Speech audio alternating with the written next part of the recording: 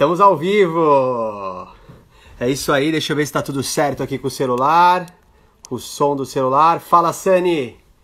Seja bem-vindo, tá tudo certo com o som aí? Olá, mãe, tudo bem? Mágico Lorax, seja bem-vindo. José Luiz. Bora! Oscar já mandou uma mensagem pra mim, vamos? Estou online. Tudo bem? Olá! Ideoli Zancopé, seja bem-vinda. Minha mãe, boa noite, mãe. Que legal que você está aqui. Estou ao vivo. Vou mandar aqui pro Oscar já que eu estou ao vivo. O Oscar já me mandou uma mensagem aqui perguntando se está tudo certo. A Cíntia também. Olá, Cíntia, tudo bem? Seja bem-vinda. É isso aí. Deixa eu ver aqui. Mansueto Mágico. Mansueto, seja bem-vindo. Vanessa Zancopé, seja bem-vindo. Olha aí, pessoal da família do Oscar. Meu grande amigo Botura, forte abraço, Botura. Botura me ajudou nas minhas pesquisas, viu, Botura? Confesso que eu dei uma vasculhada ali nos seus projetos também. Legal, legal. Que bom que vocês estão aqui, pessoal. Só aguardando aqui o Oscar entrar aqui. Deixa eu ver se é ele já. Deixa eu ver aqui o que eu fiz aqui. Deixa eu ver aqui, pessoal. Pera aí que eu preciso ver aqui. Pagliari, ô, seu José Pagliari, seja bem-vindo, viu? Seu José Luiz, né? Pagliari. Botura, é pra pesquisar mesmo. Obrigado, Botura. É isso aí, de verdade mesmo, você me ajudou muito. Ulisses Lodi, seja bem-vindo, meu grande amigo. Molina, tem um pessoal aí que tá chegando também, hein? Ó, é um prazer receber todos vocês nessa live. Essa é a primeira live que eu tô fazendo aqui, entrevistando mágicos, né? E nada mais justo do que chamar o Oscar. O Oscar, para quem não sabe, ele foi o meu professor de mágica. Ele acabou de entrar, inclusive, olha aí, já tava falando de você, Oscar. E eu acho que para começar, o pontapé inicial tinha que ser com ele, até para isso me dar mais entusiasmo, né? O Oscar é uma pessoa que eu me inspiro muito. Daqui a pouco, quando tiver mais pessoas aqui, ele entrar certinho aqui, eu já... Vamos conversar mais? Aí, ó. Boa. Profissional nisso aqui, viu? Negócio de live. Renato, seja bem-vindo. Agora estou aguardando você, Oscar. Conectando. Uou! Conseguimos, hein? Conseguimos. Deixa eu ver aqui. Oscar, eu não te ouço. Será que eu tenho que mexer em alguma coisa? Agora eu te ouço. Tá perfeito. Tá bom. Tudo bem aí, Oscar? Beleza? Beleza. Deixa eu dar um passo para trás aqui com isso. Vamos se ajeitar. Muito bem, que hoje eu resolvi me arrumar aí para fazer essa live, né? Legal. Bem emocionante essa história, viu? O quê? Desculpa? É bem emocionante. Eu estou realmente emocionado aqui. Que isso, é um prazer, é uma honra, né, Oscar? Como poucos sabem, né? Eu vou até começar a contar um pouco.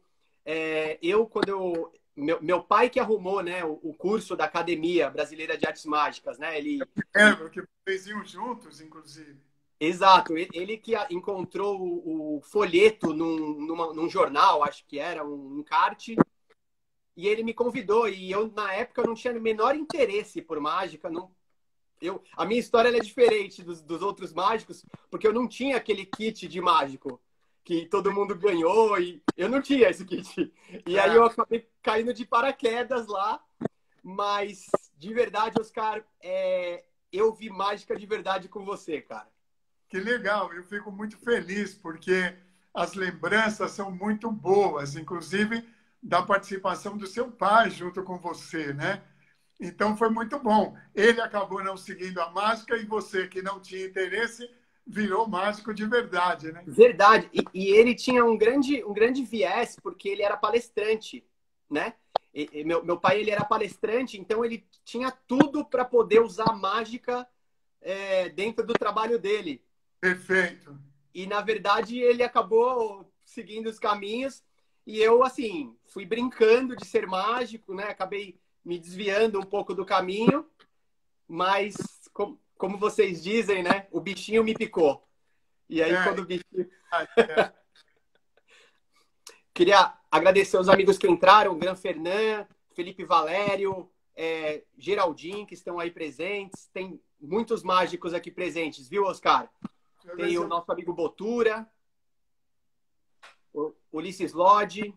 Legal, que bom. Bastante gente aqui. Muito bom. Bom, eu acho que a gente já pode começar, viu, Oscar? Até para a gente desenvolver os assuntos e ir para cima, tá bom? Pois não, e primeiro... Eu tenho aqui algumas perguntas para você, senhor Oscar. Pode falar. Eu, especialmente, te agradecer pela gentileza do convite. É a sua primeira live. Você vai ser um liveano daqui para frente, né? Então, eu tenho o maior prazer de estar com você, de ser o primeiro. E também quero agradecer muito a todos que estão nos acompanhando, a todos e todas que estão nos acompanhando nessa live, né? Minha primeira experiência nesse assunto. Vamos lá. Na verdade, assim, a gente vai ter... por conta da quarentena, a gente acabou tendo que inventar modelos e formatos e eu sempre tinha esse sonho de poder fazer entrevista com algumas pessoas, sabe? De poder tentar colocar essas memórias eternas, assim, de alguma forma eternizar essas coisas, sabe? Assim, legal. Bom, vamos lá. Queria agradecer ao João Vinícius, que entrou também, grande amigo nosso, e o Bianco também, que está presente, o Mágico Dorian. Sejam muito bem-vindos aí à nossa live. Com certeza, muito obrigado pela presença. De verdade é um orgulho ter vocês aí participando conosco nessa minha primeira live. Que responsabilidade, que responsabilidade. Estreia. Quem imaginava, né? Bom, vamos lá, Oscar. A primeira pergunta que eu vou fazer, eu queria que você se apresentasse para todo mundo, porque tem gente também que não é mágico aqui. E eu queria saber quem é o Oscar Zancopé, o que ele faz, quem que é o Oscar hoje, o que o Oscar faz, quem que é o Oscar? O Zancopé é um cidadão brasileiro com 75 anos de idade, dos quais 59 dedicados à arte mágica, apaixonado pela vida, apaixonado pelos amigos, apaixonado pelas amigas, apaixonado pela família e apaixonado pela vida. Eu estou na mágica há 59 anos, comecei com 16 anos de idade e hoje eu sou um mágico que desfruto do ócio produtivo, né? Eu já me aposentei e então eu fico aqui trabalhando em outras áreas que provavelmente a gente vai conversar durante a palestra, durante essa entrevista. Então eu vou contar um pouco dos trabalhos que eu faço hoje, que não são poucos, né? Mas estão aqui. Legal. Eu tenho um blog que eu escrevo assuntos relacionados à arte mágica. É um blog que tem mais de 110 mil visualizações. É um blog que é muito consultado nos Estados Unidos, muito mais do que no Brasil, se você quiser saber. Que legal. Tenho também um canal no YouTube. Escrevo para várias revistas. Participo do programa Truques e Ilusões. Sou um voluntário no programa, na parte da produção. E tenho também um quadro mensal que se chama Por Dentro da Mágica, onde eu abordo um tema relacionado à arte. Faço consultoria, faço direção de espetáculos, trabalho na direção de atos solos, enfim. Estou envolvido com a mágica praticamente 24 horas por dia. Que legal. Você conseguiu manter ali a chama acesa, né? Você chama de ócio produtivo, mas é engraçado, né? Tá trabalhando muito mais que muito mágico nativo aí. Eu trabalho bastante, tenho muita atividade. Até pouco tempo, com o Ulisses Lodge, nós fabricávamos juntos equipamentos para mágico. Inclusive aqui, ó. Inclusive, você está usando um backdrop que foi fabricado por nós, né? E Sim. Eu me lembro quando você veio aqui em casa buscá-lo, foi bem legal a hora que você viu em montar e tudo, foi bem bacana. Eu naquela época eu não sabia o que eu queria da vida ainda, viu, Oscar? Tá, não, Eu tinha muito. se você estava procurando um cenário, era porque você já sabia o que queria da vida, né? É verdade, tem razão. Mas eu tinha muito medo ainda. Na época, eu não sabia. Eu não sabia se dava certo, né? Na verdade, eu tava com um pé em cada barco ainda, né? Eu tava. Mas muito legal, né? Para quem chegou agora, sejam bem-vindos, né? A gente acabou de começar, assim, eu vou até falar um pouco do Oscar, da parte que eu sei. Eu sei que assim, o Oscar, ele é o mestre dos magos. Opa, obrigado aí, obrigado. O cara, ele treinou aí, ele foi professor de grandes nomes da mágica brasileira. Olha aí, o Felipe foi entrando aí, meu primo, lá de Campo Grande, no Mato Grosso. Ó, que legal, muito legal. Tem várias pessoas Zancopé aqui, viu, Oscar? Que É, entraram aí no começo. Vários opa, Zancopés, muito legal. Olá, Miriam. Miriam trabalhou comigo há muitos anos atrás. Seja bem-vinda, Miriam. pessoal de Desculpa. Mogi Sul, provavelmente, mas a minha prima está lá em Campo Grande também, a Ideli. E é isso aí. A Vanessa agora acabou de entrar, a filha da Ideli, minha prima. E estamos Legal. Muito bom. E vamos lá, Oscar. A minha segunda pergunta é: quando foi a sua primeira experiência com a mágica? Tipo, quando você viu um mágico ou você viu... Como foi essa experiência? Você foi num circo? Você viu na TV? Tinha um mágico na rua? Na verdade, foi no circo, né?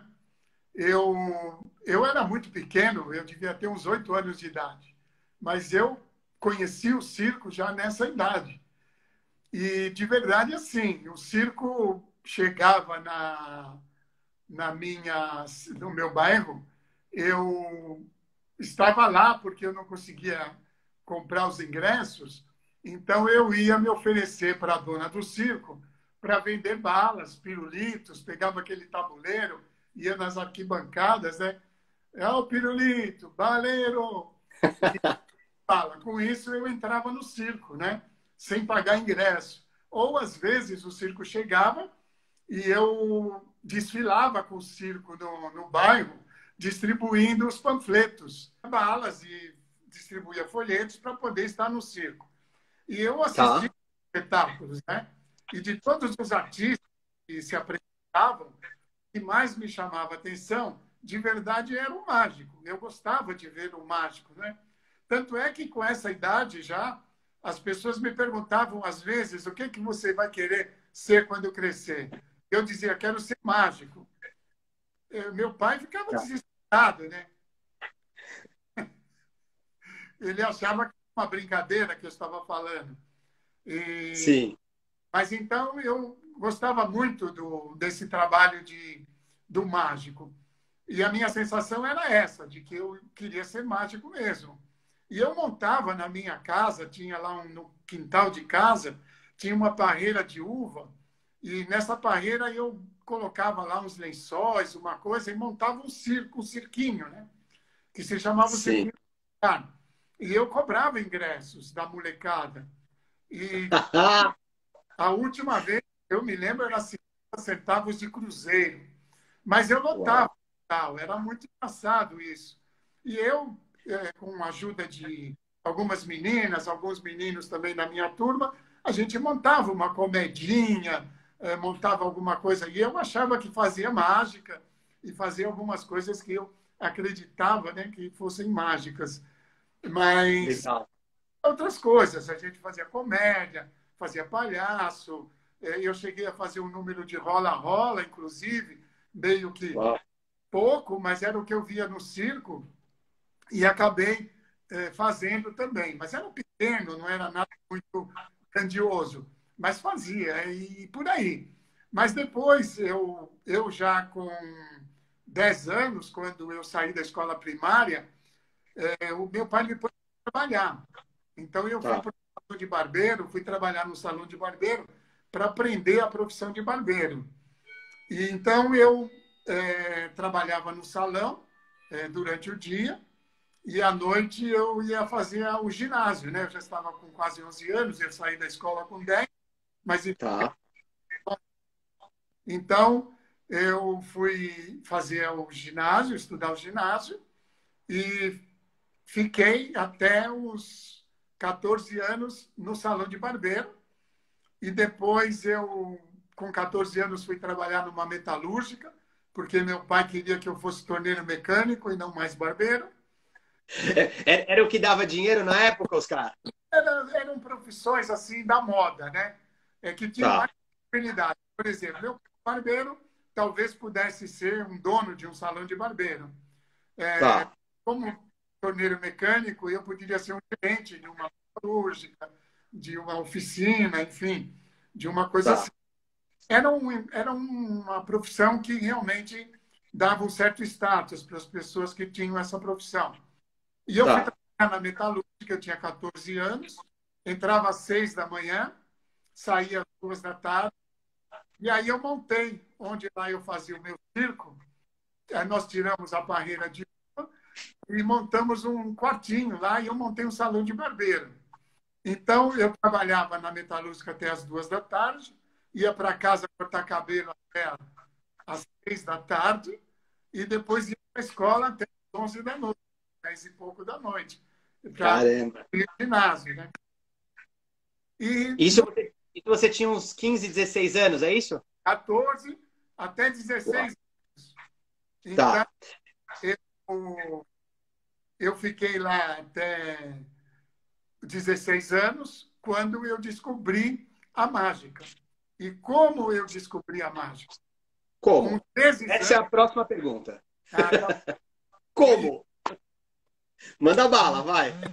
Era isso. Eu trabalhando, feito um louco, e vi um. Eu tinha comprado um livro de mágica e estava fazendo algumas coisas já para as crianças lá, né? Eu chamava as crianças, fazia as coisas que eu aprendia nos livros. No livro, na verdade, eu comprei um livro. Mas foi uma coisa assim. Vamos imaginar, o ano era 1961, era fevereiro, eu estava com 16 anos, eu tinha completado 16 anos em fevereiro de 1961. E eu Uau. tinha um livro fazendo. Quando chegou em março, eu vi um anúncio um anúncio no jornal dizendo que vendia mágicas, chamava Palácio das Mágicas, venda de Tá. mágicas para mágicos profissionais, amadores, enfim. Eu entrei em contato e acabei indo lá na casa do camarada que fez esse anúncio. O nome dele era Olavo Silveira Pereira e ele estava fabricando equipamento para mágica, porque a intenção dele era abrir uma loja de mágicas em São Paulo. São Paulo não tinha loja de mágica e Uau. uma referência tinha sido Peixoto, com alguma coisa na casa dele ainda, né? Tá. E eu sei que eu fui lá na casa dele à noite e eu gastei, eu tenho lembrança clara disso, gastei 5.600 cruzeiros. Eu comprei muita coisa. E eu tinha um dinheiro, porque todo o dinheiro do barbeiro e o dinheiro do meu salário eu dava em casa, porque nós fomos criados para abastecer a casa. Eu, desde os 8 anos, fazia isso. Eu já ganhava dinheiro Certo. com 8 anos de idade. Eu catei lá, Caramba. esteira, carreto na feira, engraxei sapato. Eu fazia tudo. Eu tinha uma chance de ganhar um dinheirinho. Eu ia lá até levar um cachorro para subir não sei aonde. Eu levava para ganhar uns 10 cruzeiros lá. Então, eu tinha. E o meu pai deixava eu ficar com o dinheiro das gorjetas do barbeiro, né? Do salão. E eu Tá. gastava. Então, eu tinha 5.600, que devia ser uns 3 salários do meu pai, eu acho. Uau. Quando eu cheguei lá, eu fui mostrar aquilo, foi uma coisa horrível, porque eles não queriam ver, não tinham interesse, e onde que eu arrumei, como que eu arrumei. Mas como todo mágico esperto, a gente sempre ganha, sempre tem alguém que emprestou, não é assim que a gente faz com todo mundo, Sim. né? Não, Foi né? tudo, foi baratinho, foi baratinho. Era assim, era assim mesmo. E naquela época era muito mais caro do que é hoje, né? Muito mais caro Sim. mesmo. Então, isso já era março, já era pelo menos abril de 1961. E eu tinha Tá. essas coisas todas, e tinha uma empresa lá perto de casa, estava lá em Moema, no bairro de Moema. E Tá. tinha uma tecelagem, chamava-se Tecelagem As Américas, que fica exatamente do lado do shopping, o Ibirapuera, hoje, onde fica um centro de convenções ali, hotéis e tudo, bem do lado do Sim. esquerdo, quem olha para fora. E eu tinha uma prima que trabalhava lá. E falei para ela, eu falei, olha, você podia dizer para o camarada ali, eles iam fazer um show de Dia das Mães para as funcionárias da empresa, né? E eu falei Sim. para ela, fala para ele que você tem um primo que é mágico, quem sabe ele me emprega lá, me contrata, me chama, enfim. E ela falou, e ele me chamou. E eu levei Uau. aquele monte de coisas que eu tinha comprado e apresentei, fui obrigado a apresentar para a diretoria da empresa, para ele, que era o diretor do show, e ele me contratou para fazer o show em maio, dia 14 de maio de 1961. Seria, olha, eu trabalhei nessa tecelagem, a Carolina está falando aí, ó. Então, eu fiz esse Ela show. falou que ela é esposa de alguém, de algum amigo seu aí. Eu trabalhei nessa tecelagem, ela falou. Então, Tá. Deixa eu eu- fui lá, eles viram os números, o diretor se chamava Roberto, ele falou, olha, só que a gente vai alugar uma roupa, vamos fazer uma produção e tal. E daí ele gostou também do meu jeito de fazer piada, de tal. Acabamos montando o ato de mágica e também uns atos cômicos onde eu fazia algum personagem com ele. Praticamente eu Tá. fazia as piadas e ele fazia as piadas, né? Então, foi bem divertido, porque nós alugamos Oi? uma casaca, alugaram uma casaca, uma barba, com bigode, cartola, e eu fui Sim. para esse espetáculo. E, de verdade, foi uma coisa sensacional. Foi bom, saiu bem, tanto a parte de mágica como a parte, os esquetes, né, que nós fizemos. E ele me pagou Legal. um cachê. E eu, na segunda-feira, dia 15 de maio de 1961, estava lá na Casa do Lago de novo para comprar mais os R$ 100 que eu tinha ganho. Foi 100 cruzeiros que eu tinha ganho. Re- E, rein- reinvestindo no. e fui lá e comprei. Imaginei que Legal. a coisa ia dar certo. Deixa eu te perguntar uma coisa, Oscar. Esse foi o seu primeiro trabalho como mágico mesmo, que te Por isso, foi o porque primeiro. antes era uma brincadeira, mais ou menos, na sua casa, apesar de você já cobrar e tal, mas era. Aquilo lá era coisa de moleque, não tinha nada a ver. Aquilo era Tá. os caras cobrando 50 centavos de cruzeiro e só. A gente inventava lá um miolo de pão com um pouco de açúcar e dava como se fosse uma cocada em troco disso, né? Olha, ele conhece o Pyongyi, o meu irmão. Ah, E, isso, eu pensei que era o Pyong. não, Pyongyi. E daí eu lembro do Joel também. Mas Sim, legal. esse dinheiro, quer dizer, esse show foi o primeiro show, eu considero como Tá. a minha estreia na arte mágica e é o que eu considero como o início da minha carreira.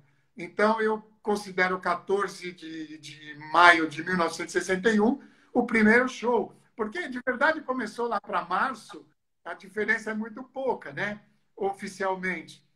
E quando eu voltei aí eu voltei na casa dele, gastei esse dinheiro do cachê, contei como tinha sido, e nessa noite, foi uma noite, eu conheci o Cavaleiro Alcides Franco da Silva, ele estava lá na casa do Olavo. E eu comecei a executar umas mágicas que eu tinha já comprado, mas que ele tinha lá disponível, né? E quando eu Certo. viu eu me apresentar, ele me elogiou muito, falou, olha, você tem muito jeito, com certeza você vai ser mágico, e não sei o quê, não sei o quê, e falou uma porção de coisas relacionadas à possibilidade de eu me tornar um mágico, né? E eu comprei, então, os números, voltei e juntei mais um dia, aí fazia para a molecada também de novo, tá? Mas aí já não cobrava mais nada. dentro da minha casa, eles ficavam sentados em cima do muro, eu apresentando e eles sempre pedindo umas mágicas. E eu juntei mais um dinheirinho e voltei na casa do Olavo. Isso já era mais ou menos final de maio, provavelmente. Tá. E daí ele falou assim para mim, olha, eu vou abrir a loja de mágicas em setembro. E eu gostaria muito que você fosse trabalhar comigo, vender e demonstrar as mágicas, ser demonstrador e vendedor. Legal. Imagina como é que eu fui embora para minha casa. Convite dele, Pulando na rua. com 2 empregos, né? Com 2 trabalhos, uma família que eu precisava tourar. E quando eu cheguei em casa, eu contei. E aí foi Tá. problema, tal, mas acabou tudo se acertando. Meus pais acabaram concordando. Eu saí da metalúrgica e fechei o meu salão e fui para a fábrica em junho. Já em junho, eu já estava na fábrica, lá onde eu Nossa. ficava as mágicas. E eu tinha que aprender a fazer as mágicas. Mas como eu era torneiro mecânico também, eu comecei a ajudar a produzir coisas no torno, fazer uma porção de coisas, torno, pintura revólver e uma série de coisas assim. E no primeiro E, dia que eu cheguei lá, deixa eu te fazer uma pergunta, Oscar. Eram geralmente grandes ilusões? Eram números de caixas grandes? Não. estava estocando, produzindo para Ah, ele tava... loja. Era uma casa gigantesca lá na Vila Mariana e ele tinha vários boxes no quintal da casa. E cada box era uma oficina de costura, oficina de Tá. pintura, torno mecânico, e lá se produzia tudo, funilaria, e aquilo estava muito estocado. Eu acredito que seguramente devia ter uns 300 itens diferentes de mágica. Caramba. Mas tudo produzido por costureiras, tinha costureira, pintor, torneiro mecânico, torneiro de repuxação, né?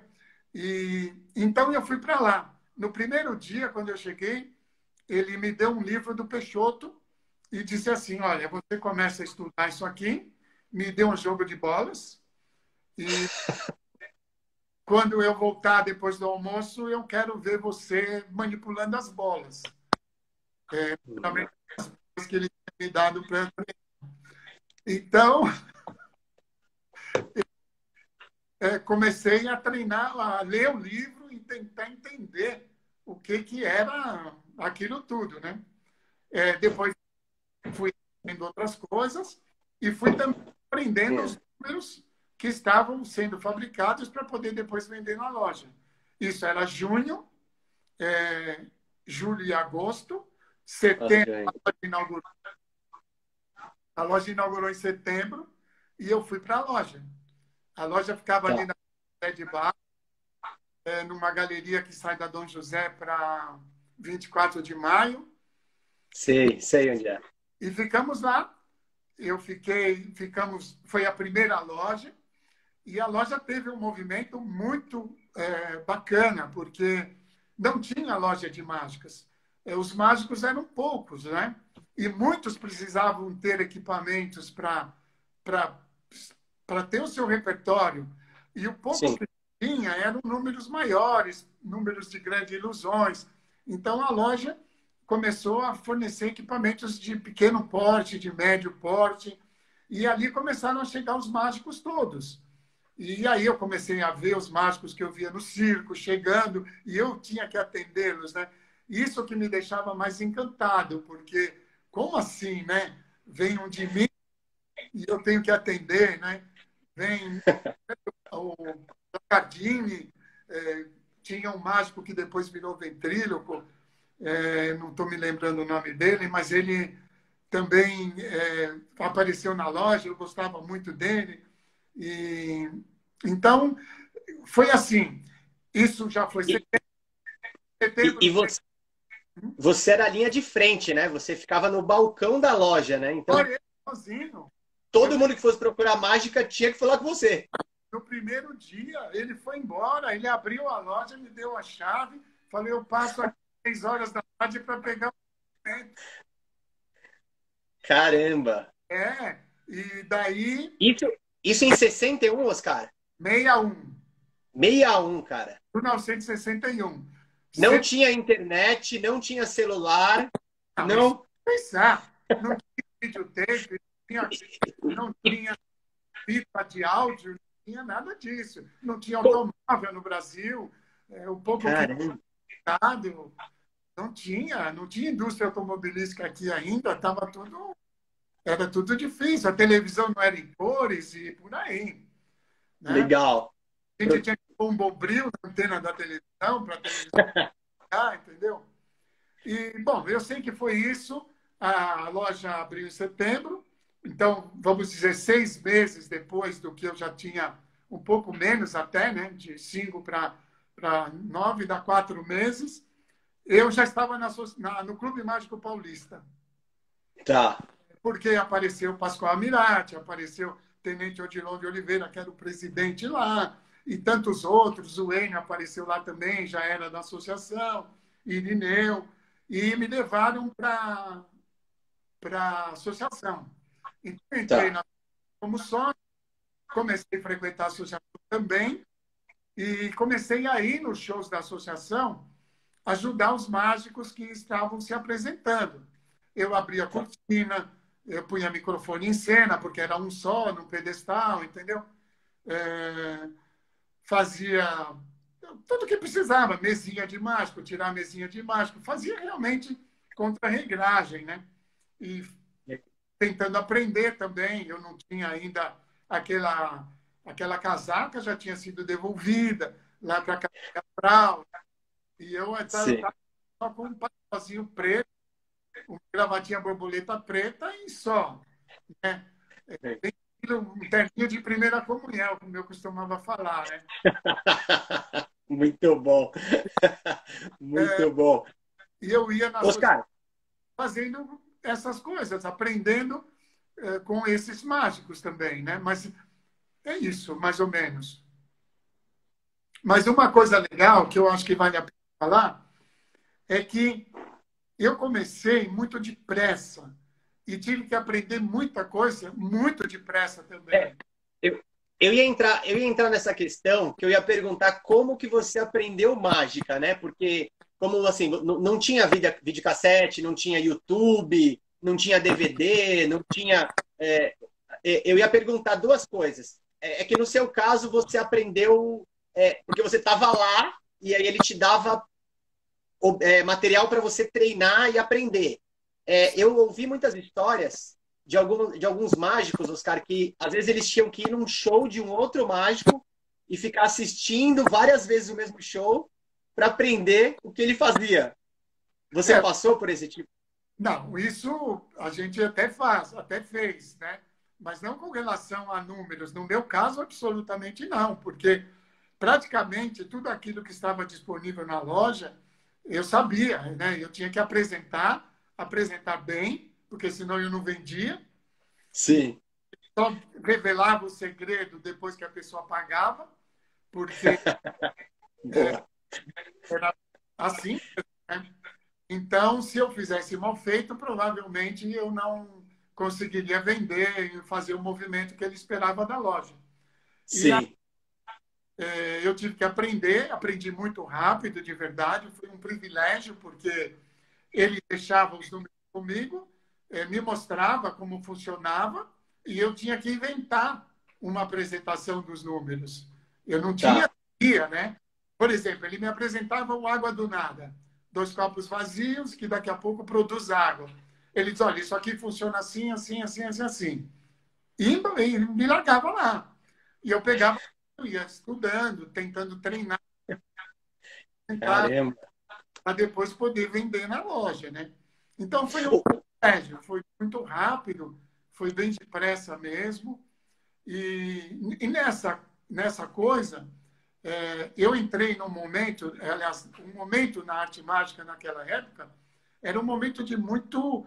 Era muito hermético, os mágicos não contavam o segredo, os mágicos não mostravam o segredo para os outros, mesmo para mágicos outros.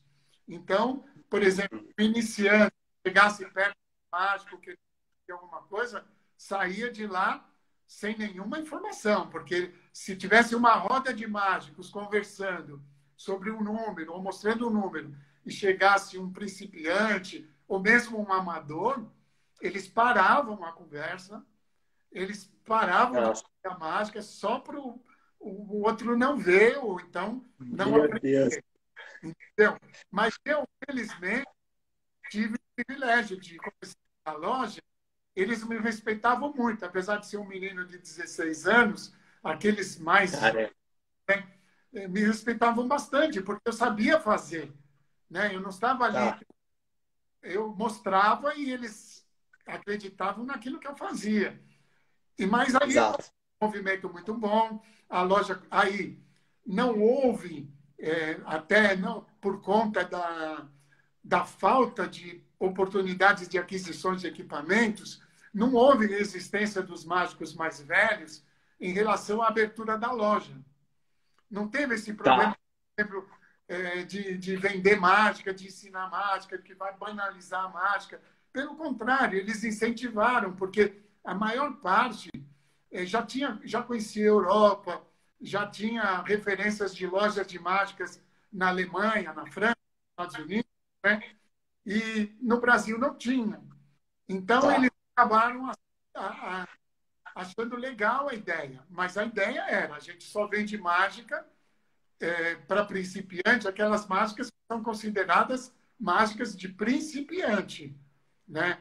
E não mágica de mágicos profissionais.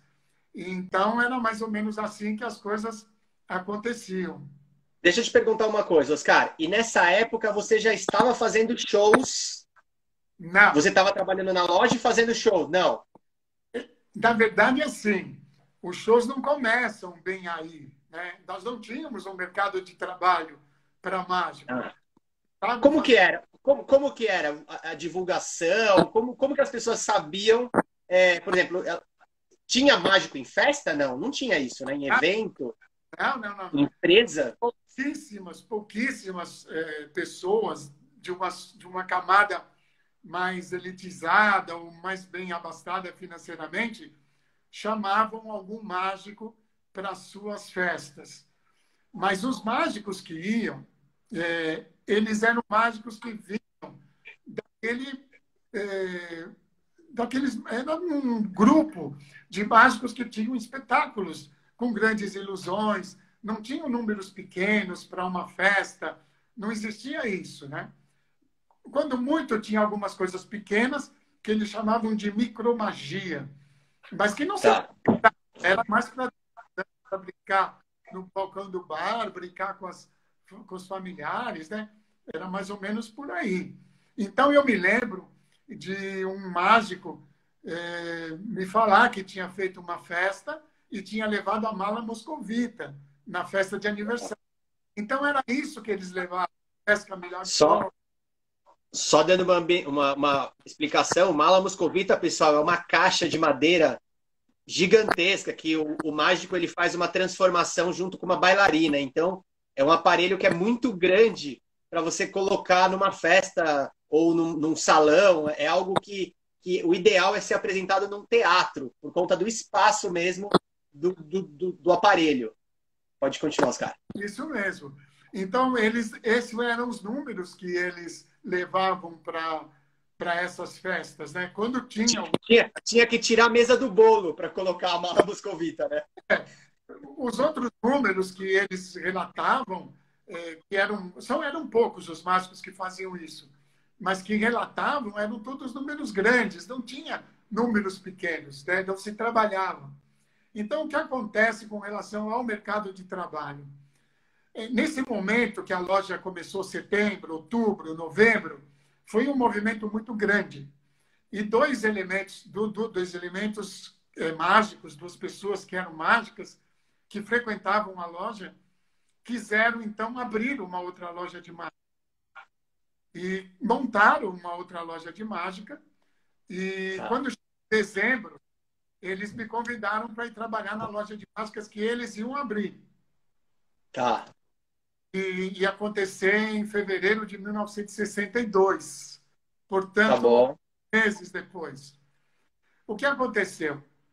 eu cheguei em dezembro, falei com o Olavo e disse, Olavo, eu estou saindo, eu estou indo embora, e acerta minhas contas, e acertamos as contas, e eu fui ajudar a montar o Centro Mágico Nacional, que foi ali na 20 de Tá. maio, bem do lado do Teatro Municipal, esquina ali daquela pracinha. Onde era o mapping? Onde era o antigo mapping? Não, do lado do Teatro Municipal, olhando do lado de frente para o Municipal, do lado esquerdo, tem lá Tá. uma ilha de estacionamento, tem um prédio, tem uma farmácia que era embaixo, e ela lá em cima. Lá Legal. tem a Abracir hoje. Não sei se você já foi Ah, ao sim, sim. Conheço, conheço, sim.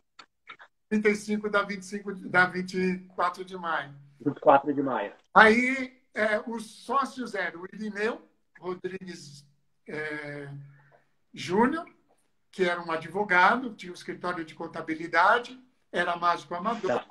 e o Enio Finocchi, que era também frequentava a loja, a associação, e então eles abriram o Centro Mágico Nacional, eu fui para lá, e lá eu fiquei durante uns bons anos trabalhando, vendendo mágica, e aí começou, então, por causa das lojas, aí já tínhamos duas, começaram a aparecer as pessoas procurando mágico para festas, para eventos, diretores de televisão procurando mágicos para comercial de televisão e algumas coisas parecidas com isso. E a loja era um ponto, porque não tinha outra referência, né? Não tinha Sim. como chegar. Então, as pessoas chegavam na loja, muitos clientes das lojas, da outra não teve muito, mas do Centro Mágico Nacional, muitos clientes mágicos amadores que estavam começando, eles queriam levar um mágico para a casa deles, entendeu? Então, aquilo que a gente fala, que eu e o Enio falávamos muito, quando você tem a possibilidade de criar, você cria também um grande público para a mágica, né? Ah. Isso aconteceu conosco na academia, você é testemunha disso, terças mágicas, um sucesso absoluto por causa dos alunos, mercado mágico foi muito profícuo por conta de criar mágicos, criar público. Que há público para mágica, né? Quanto mais mágicos, quanto mais falar de mágica, mais as pessoas. Eu tenho Então, essa visão também. começou essa questão de que eles procuravam mágicos para fazer uma festa de aniversário, mas nós não sabíamos nem o que levar. A minha vantagem era que eu tinha os equipamentos todos disponíveis, né? Eu podia pegar lá o que eu quisesse e levar. Então, nós começamos a experimentar também. O mercado de trabalho começou a ser desenvolvido a partir daí. Até porque os outros mágicos não tinham equipamentos para atuar. Aí começamos a fazer festa de aniversário, e tentar entender como é que era uma apresentação de criança, uma apresentação para adulto, né? Para tentar ver o que a gente fazia. Eu estou falando de começo de 1960. Né? Tá. E daí começam a aparecer clientes que vão depois, mais tarde, se tornar grandes mágicos, né? Como é o caso do nosso querido amigo Jorge Igor, lá de Santos, Geraldinho, Gênio.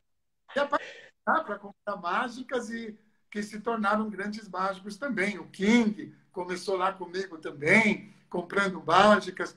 Então, foram milhares e milhares de pessoas que passaram pelas lojas, e principalmente pela minha lá, porque a outra, depois a gente perdeu referência, houve uma certa animosidade também, porque o Olavo não aceitava a concorrência, então ficaram meio complicadas ali. Mas acabou que no fim deu tudo certo e a loja prosperou, depois foi vendida, e aí depois já chegou o Morgado, com loja também já em 1965, e aí vai. Mas Deixa eu o trabalho começa a ser desenvolvido. Não tinha, não tinha. Então a gente vai quebrando a cabeça. Então tem umas curiosidades engraçadas. Por exemplo, não tinha carro. Tá. Eu tinha que levar o material. O táxi era caro e se eu cobrasse táxi, eu não vendia o show. Então pegava um ônibus com a mala, né? Com o palitozinho da primeira comunhão, e a gravatinha, a mala, punha na frente do ônibus, ia para um lugar mais próximo do local, ali pegava um táxi, porque o ônibus nunca parava perto de onde era o show, mas economizava e às vezes andava um bom tempo a pé, com a mala na mão, para poder chegar no ônibus. Né? Então, Certo. foram sofridas, mas foram sendo desenvolvidas. E o mercado começou a se desenvolver. Nós tínhamos, nessa época, uma... tinha... Não tinha Uber, né, Oscar? Não tinha Uber. Mas nem pensar. Tô brincando.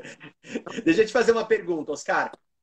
Você comentou que iam jornalistas. Eu queria entender, porque eu sei, eu não sei se todo mundo aqui sabe, mas você teve algumas apresentações na TV, inclusive uma, que pena que eu não consigo compartilhar aqui, mas o Silvio Santos era um jovem.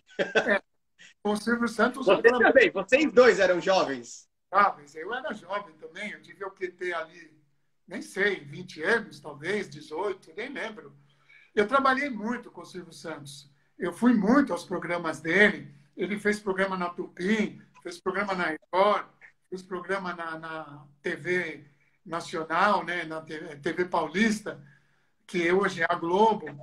E eu trabalhei muito com ele. De verdade, a única foto que eu tenho é essa que eu tenho lá com ele, porque não tinha como fazer foto. Não, não tinha câmera, não tinha... Essa foto era um fotógrafo que ficava no estúdio, tirava a foto, dava um cartão e eu acabei indo no estúdio dele comprando essas fotos.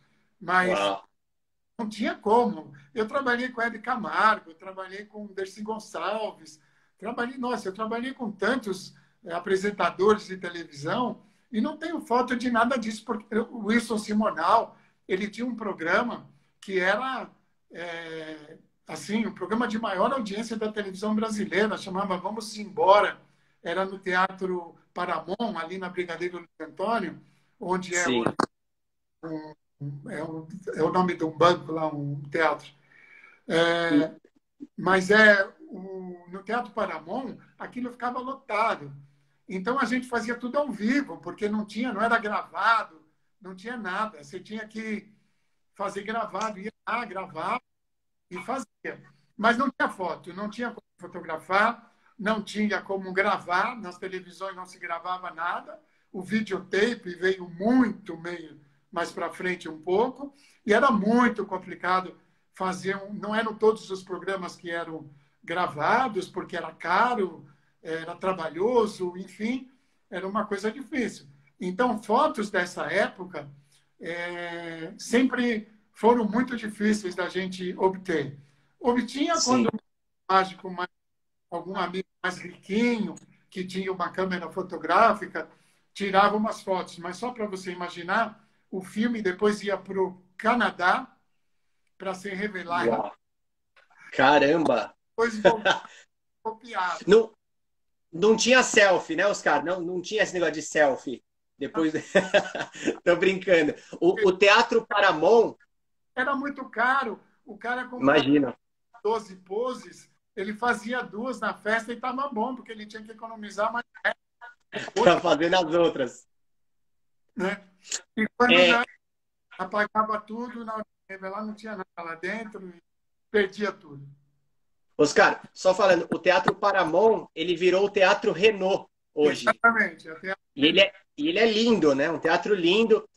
Só dando uma pausa, agradecendo a presença de todo mundo que está aqui com a gente. Só vejo elogios aqui, Oscar. É uma sequência de elogios.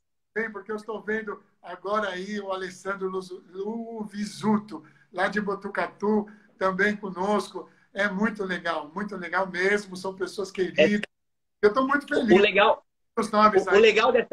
Eu não legal posso dessa... distrair muito, eu não posso me distrair muito aqui, porque senão depois eu perco o fio da meada, né? E quando eu começo a falar, eu Total. paro muito. Oscar, vamos lá, ó. A minha próxima pergunta é: você já trabalhou com assessor, com agência, com empresário? Como que foi o, o decorrer da sua carreira? Então, aí, nesse meio tempo, a gente vivia também um momento dos clubes, esses clubes associativos, eram clubes que tinham muito movimento, muito. As pessoas, toda a vida social das pessoas eram nos clubes. Então, nós Tá. tínhamos grandes clubes aqui, principalmente em São Paulo. Eu trabalhei muito aqui nos clubes em São Paulo, mas a gente tinha todos, Clube Indiano, Clube Espéria, Clube Tietê, é, Clube do Ipiranga, esses clubes todos, Assírio Libanês, Monte Líbano, todos eram clubes da altíssima sociedade e que frequentavam os clubes, tinham uma vida social muito grande e levavam jantares, assim, normalmente os jantares de sábado, sexta-feira, fim de semana, de um modo geral, eram jantares muito concorridos, muito elegantes, né? E tinha shows com muitos artistas, né? Artistas da música, Calbi Tá. Peixoto, Angela Maria, Aguinaldo Raiol e tantos outros, Vilma Bentinvenha, que vocês nunca nem ouviram falar, mas que passava tudo isso. É. E então os empresários começaram a também, e esses artistas eram todos empresariados por empresários do show. Então, Tá. existiam vários. E quando eles nos descobriam, eles nos vendiam para esses eventos. Então, o que Tá. acontecia? Trabalhava-se muito à noite, nesses jantares, tinha aquela atração, a grande atração, que seria o artista principal. O Supondo, cantor. aí, ó, ele Tá. fazia parte do jantar, cantava, pá, aí dava o intervalo entre o jantar e a sobremesa, entrava o mágico, né, que fazia Legal. o show, performance musicada de um modo geral, e Tá. depois voltava um cantor, que daí já vinha baile e tudo, e coisas do tipo. Então, existiam grandes empresários nessa época, e eu cheguei a trabalhar com vários deles, ou eles trabalharam comigo também. Então, eram cachês muito apreciáveis, né, do ponto de vista de valor, e se trabalhava bastante. Esse é um grande mercado de trabalho, que a gente usou muito. Tinham festas todo final de semana, sexta, sábado, domingo, como era? Com frequência, quase E, sempre. e uma pergunta, você chegava a fazer mais de um clube no final de semana ou era sempre o mesmo? Você era fixo, tipo Na, no Clube Pinheiros? tinha fim Não. de fazia, tinha fim de semana que fazia mais de um, né? Tá. Fazia, por exemplo, um na sexta, podia fazer um no sábado, ou às vezes até fazia um no sábado, um na sexta. Normalmente é assim. Domingo já Tá. já não tinha, por conta de que segunda-feira a vida era um pouco mais Sim. diferente, né? Mas de sábado e domingo a vida social dos clubes era muito grande. Fui muitas vezes para Santos, vários clubes de Santos e tudo isso. Então foi um mercado legal. Então nós tínhamos aí agora, tinha um mercado antes, que era o mercado do teatro de revista. O teatro de revista era um teatro bem bacana, musicado, com grandes vedetes sensacionais, bonitas, com números de striptease, mas ainda numa fase bem, assim, discreta, mas era Diferente do que é hoje. bem diferente, e atraía um público legal, né? Tá. Mas o teatro de revista nessa época já estava em decadência, ele já estava acabando. Então, poucos Tá. mais conseguiram trabalhar. Eu me lembro, no final, de um grande empresário do teatro de revista, Walter Pinto, de ter assistido Dracon, numa revista musical, que era um ato maravilhoso também, de variedade, que entrava no espetáculo. Né? Era um teatro todo entrecortado, com atos de comicidade, atrações de variedade, também os números de dança e os números de striptease, que eram de verdade os mais aguardados. Né? E eu frequentava o de revista há 14 anos. Deixa eu te perguntar uma coisa. Você chegou a trabalhar em circo, Oscar? Não, eu trabalhei em circo alugado para empresas, mas como circo mesmo não. Não, Itinerante, viajando, trailer, não, né? Não, não foi para esse caminho. E agora eu queria saber uma coisa, Oscar. Eu queria que você contasse uma história engraçada que aconteceu em alguma das suas apresentações. Alguma história que você se lembre, que você fala, nossa, esse dia foi... Não, eu não tenho nada, assim, não tenho lembrança de nada muito, de que tenha acontecido alguma coisa que foi engraçado porque deu errado, ou foi engraçado porque o espectador reagiu de forma diferente.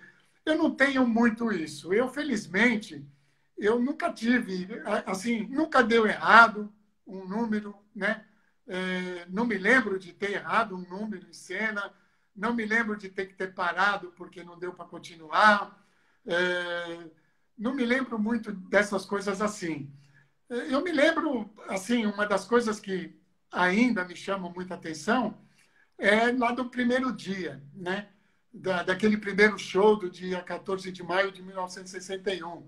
Eu Na estava com fábrica. barba, eu estava com uma barba gigante, um bigode gigante, e eu estava fazendo um número que eu transformava carta de baralho num maço de cigarros. Desse maço de cigarros, eu tirava o cigarro, colocava na boca. Esse maço de cigarro se transformava numa caixa de fósforos. Eu acendi, tirava o fósforo, acendia o cigarro. Depois desse cigarro, eu pegava um lenço e esse cigarro ia desaparecer no lenço. Né? Perfeito. Ia desaparecer no lenço. Mas eu, quando me deparei com o cigarro na mão, eu não conseguia enxergar onde era a minha boca, porque a barba, o bigode aqui cobria tudo, e eu fiquei passando mal, porque eu falei, como é que eu vou? Eu não posso pagar vexame aqui de não achar a boca para levar o cigarro, né? Eu, na hora, pensei direitinho, eu vim com a mão assim, vou mostrar aqui, mas com o polegar assim, né? Então, primeiro eu coloquei o polegar na mão, achei a boca, depois e na hora de Legal. posso de levar o fogo também para o cigarro, mal medo de pôr fogo naquela barba, e eu tinha que levar a mão lá para frente para poder acender o cigarro, acender o fósforo, de medo de queimar a barba e pegar fogo e tudo. Né? Então, Imagino. teve uma saída também honrosa, mas aí ela envolve um aspecto técnico, não vale a pena comentar aqui, mas não foi Sim. nada que eu não tivesse solucionado. Certo. E uma próxima pergunta. Você teve algum momento, Oscar, na sua carreira que você pensou em desistir da mágica? Que você falou não? Ou não? Sempre me trouxe prazeres, sempre me trouxe bons rendimentos, mesmo em atividades paralelas, eu sempre fazendo mágica. Só para você ter uma ideia, em 1963, eu ganhei um congresso no Rio de Janeiro, eu tinha 18 anos. Né? Peguei o primeiro lugar, concorri com muitos mágicos, mágicos já consagrados e tudo. Né? E estava com 18 anos, eu estava com casaca, aí não tinha barba, né? Já estreiei com casaca, já estava tudo bem. E já estava trabalhando há bastante tempo. Eu comecei mesmo a atuar de verdade profissional, assim, com casaca, com tudo, inteiro, na festa de Natal da Associação dos Mágicos de São Paulo, em dezembro de 1962. Uau! Ano, me preparando, comprando casaca, comprando sapato, capa, mas foi com tudo.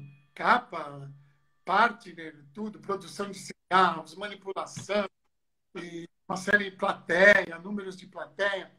Isso já foi em dezembro de 62. Mas em 63, um ano depois, praticamente, eu ganhei esse concurso. E, Tá. e aí, quando eu voltei para São Paulo, a imprensa caiu em cima, muita reportagem, tanto a imprensa leiga como a imprensa especializada. Na época já tínhamos a revista Arte Mágica, tinha já o jornal do Bob Ricardo, o jornal do Prestidigitador e tantas outras publicações internas. Só avisando o pessoal, isso é meio um jornal do meio mágico. Eram folhetos, eram encartes, esses jornais. Além da mídia, existe ainda os jornais que circulam pelo meio mágico. Sim, que são produzidos por mágicos, particularmente por mágicos, ou produzidos por associações de mágicos também, né? Então, Exato. aí, a partir daí, isso foi em outubro de 1960, 63. 63, perdão, 1963, outubro. Quando eu voltei, comecei a trabalhar, pegar algumas coisas, e já estavam aparecendo os navios, os cruzeiros marítimos, que até então a gente não tinha aqui no Brasil também. E eu, em janeiro, já fui contratado para um cruzeiro marítimo de 25 dias para toda a costa brasileira até Santarém, Belém do Pará, e Caramba! todo Amazonas, 4, 5 dias navegando no Rio Amazonas e 25 dias a bordo fazendo show. Então, só para você ter uma ideia, quando eu voltei, a casa onde nós morávamos foi colocada à venda. E nesse período, eu estava viajando. E eles deram um prazo de 30 dias para o meu pai decidir se comprava a casa ou não. Mas o meu pai não tinha os 30% de sinal que era para dar na compra da casa, né? Quando eu cheguei, eles estavam todos apavorados, porque como assim, né? E eu tinha trazido o dinheiro para dar o sinal na casa. Uma Putz, viagem. que legal! Então você vê que eles pagavam muito bem. Esses shows todos eram muito bem. Então, nunca não dava para desistir tão fácil, né? Tem razão. Oscar, olha, a conversa está ótima. Nós estamos chegando quase no fim. Já? Eu queria chegar agora num assunto. Nós temos 6 minutos aí. Eu queria Nossa, chegar num assunto que é o seguinte: depois que você continuou, quando você vamos dizer, encerrou a sua carreira ali, você passou a fazer, a ser instrutor num curso. sim. E É, aí, eu me aposentei, quando eu completei 32 anos de exercício da profissão, eu me aposentei. E imaginei tá, que ia fazer, eu ia ficar tranquilo. Acabei pegando outros trabalhos, como apresentador de espetáculos de boneco, mas num trabalho, se eu for detalhar, ele é um pouco demorado, mas um trabalho muito bem remunerado também, e que eu só pude fazer graças ao fato de eu ter me aposentado de mágico, senão eu não poderia ter fechado um contrato que durou 2 anos, né? sim. Depois eu tive alguns outros problemas de saúde com minha mãe, então fiquei mais que dedicado a ela, e depois eu resolvi mudar de São Paulo, com o falecimento dela, para poder dar um apoio também para o meu pai, e nós ficamos morando lá durante 8 anos. Nesse intervalo, o Enio me chamou para ser instrutor da Academia Brasileira de Arte e Mágica. E eu fui, tanto que quando você fez, eu morava em São Vicente. Eu vinha ao Sim. sábado da aula e voltava para lá. E eu fiquei 7 anos na academia, trabalhando como instrutor.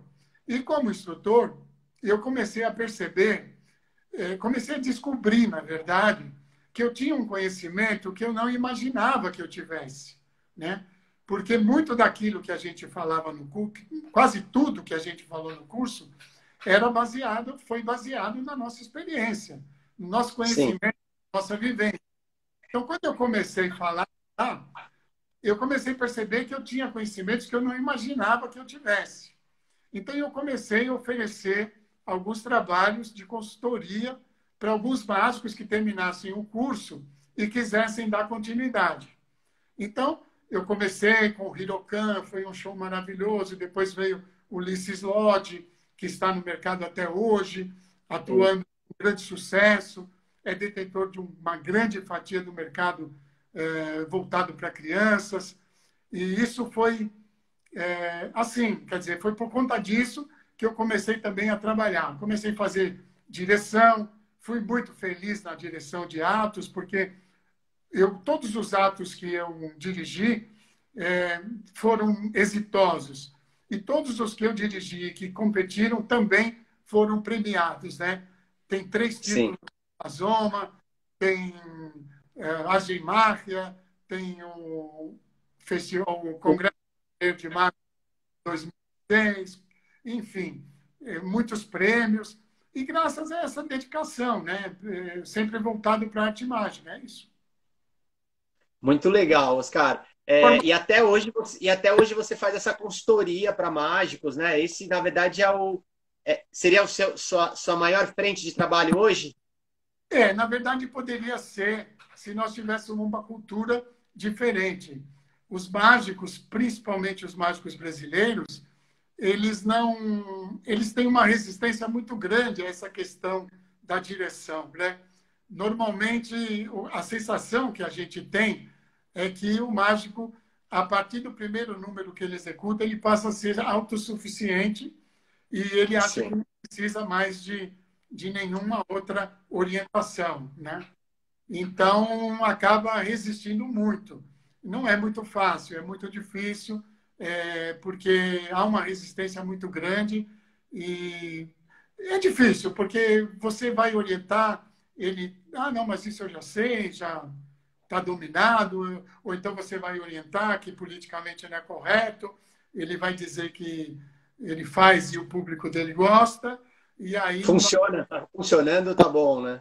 Mas não é. Eu não tenho feito muito por conta disso, e também tenho dirigido alguns atos, né? Não tenho feito mais muito isso. Dirigi vários espetáculos de teatro, de mágica, todos eles também com muito resultado, com resultados todos muito bons, né?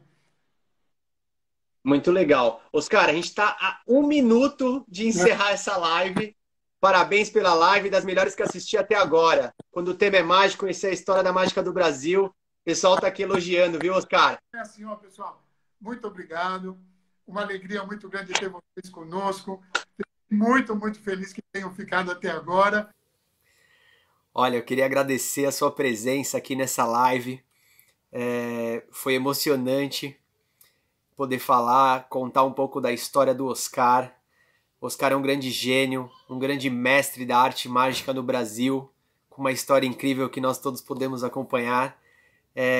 Queria pedir desculpas porque a live ela acaba encerrando com o tempo no Instagram, ela cai, então a gente não conseguiu se despedir e agradecer a todos, mas todos que escreveram, que fizeram perguntas, fizeram comentários, tudo isso foi repassado e obrigado por acompanhar a gente. É isso aí. Até a próxima. Tchau!